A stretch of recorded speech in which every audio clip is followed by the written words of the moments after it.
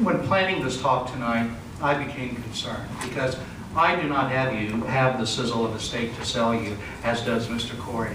I'm not building a hotel. I can't take you a tour through a hotel. I can't tell you how nice it will be. So I realize also that it's a difficult role to be against something rather than for something. But I do believe very strongly that I have something much more important and dear to talk about. And I am in favor of something, very much so. I'm in favor of principles that I believe will create organic and sustainable growth in our city, in downtown and everywhere that people want, not just where politicians and bureaucrats want, which is really one of the underlying themes of this election. These are the principles important to me of economic freedom, free markets, and limited government. But the actions of the Wichita City Council, except for one, Michael O'Donnell by name, tell us that they don't really believe in these important principles of freedom and liberty. And the actions of the city, I believe, are reducing, not enhancing, our job creation potential and our prosperity. Now, it's not just me that says that. For example, regarding TIF districts, which is one of the financial underpins of the Ambassador Hotel Douglas Place project. The economists have found, they've looked at things, and they says, we find clear and consistent evidence that municipalities that adopt TIF, tax increment financing, grow more slowly after adoption than those that do not.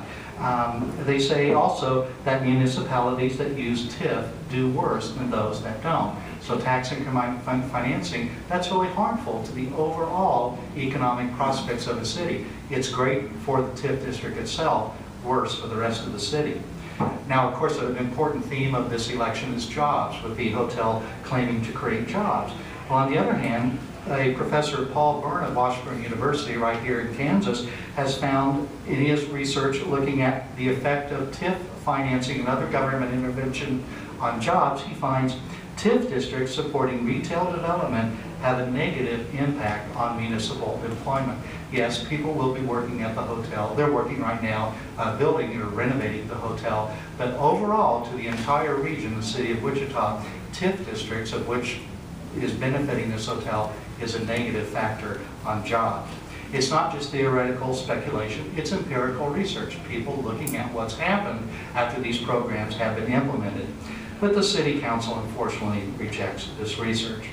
So why is there to be an election? Well, there is an election because, quite simply, the City Council does not have the legal right to place into effect the type of ordinance they did until a period of time has passed where citizens may protest the ordinance through the petitioning process. That's what happened. That petitioning process, after Americans for Prosperity, myself, and other groups passed a successful petition, that gave the city two choices. One choice is they could decide to rescind this guest tax ordinance, and if they had done that, the matter would have been over. But the City Council took the other course of action, which is to declare an election, and February 28th is the day of that election. I'm also involved in this election because we really need to be concerned about the future environment in Wichita. Will genuine entrepreneurship be safe in Wichita, or will everything have to be approved and funded through City Hall, as is in the case with this hotel? The election, of course, is about the guest tax. That's a tax that hotels collect, and in the normal course of affairs, I say normal, not all course, because there are a couple hotels that do not follow this policy, but that money goes to fund the city's tourism convention fund, which does primarily two things. First of all, it funds the Go Wichita Convention and Visitors Bureau to fund the promotion of convention and tourism activities in Wichita. The rest of that money, maybe about $4.5 million, is used for debt service and updates and maintenance to Century 2. So I think it's important that the guest tax revenue be used as designed and not rebated up to 75% back to one person. Now, the Vote Yes side treats this election as though it's simply about the guest tax. But I should let you know, I think many of you probably do know, that the Ambassador Hotel is benefiting from 8 government taxpayer-funded subsidy programs. Those are already baked in the cake.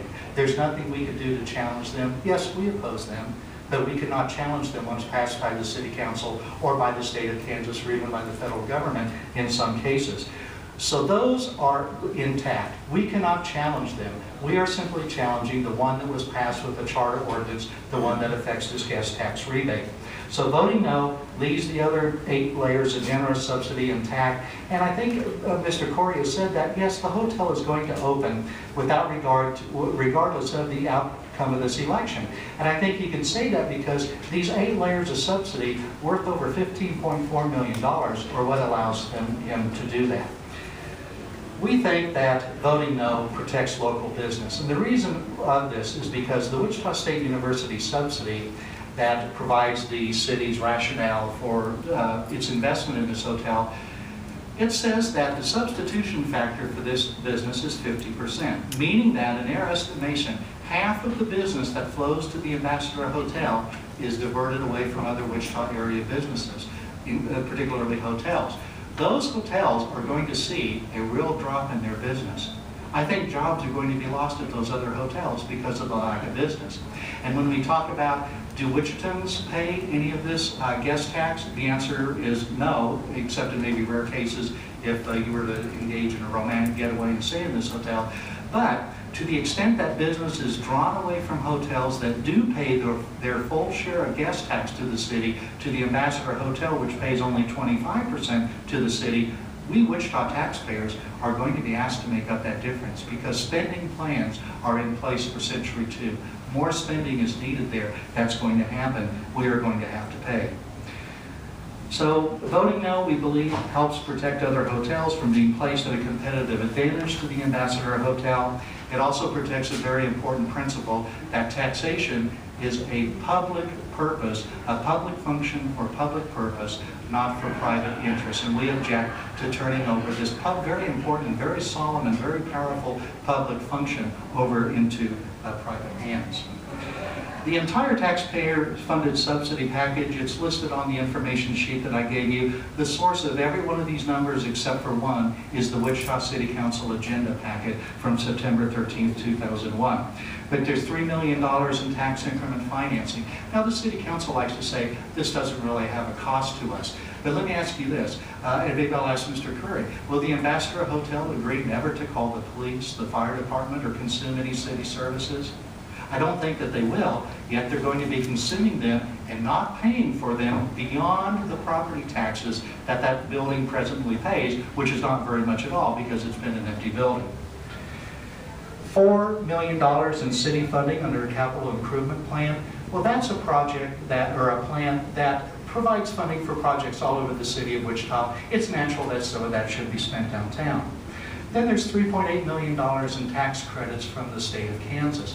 This is something the city does not include in their financial analysis of the economic prospects of this hotel. But that is a very real cost to us, the state of Kansas taxpayer.